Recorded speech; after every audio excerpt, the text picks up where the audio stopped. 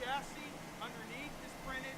There's 8 bolts, 4 bolts in the front that holds the front end on, 4 bolts in the back that hold the rear end on. It's got the electric motor and the transaxle, batteries up front. That's it.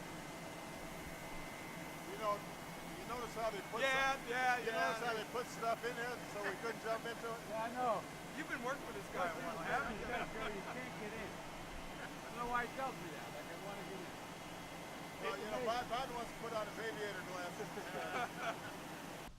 Right here in Tennessee, manufacturing jobs have jumped by about 11%.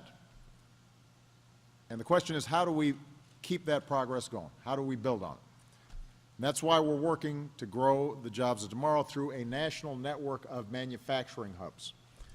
We're launching these hubs around the country, and the concept is simple. We bring businesses, research universities, community colleges, state, local, and federal governments together, and we figure out where are some key opportunities for manufacturing in the future, how do we get out in front of the curve, how do we make sure everybody is working together, and as a consequence, we're potentially able to get cutting-edge research and design to market faster, and businesses are intimately involved in the process of figuring out how these things can be applied in ways that are really going to boost the economy and in some cases create entirely new industries.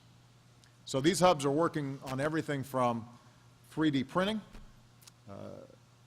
the idea that you can have some software and put in some materials and something pops out that actually works, to flexible computer chips that can be woven into the fabric of your shirt.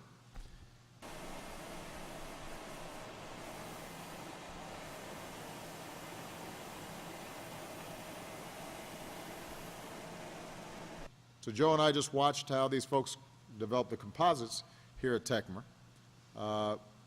That was cool. We lost Joe's attention when we laid eyes on that 3D printed sports car, the carbon filler Cobra.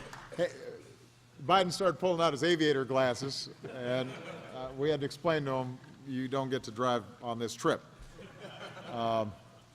But besides being a cool car, it's a great example of how the hub like this operates.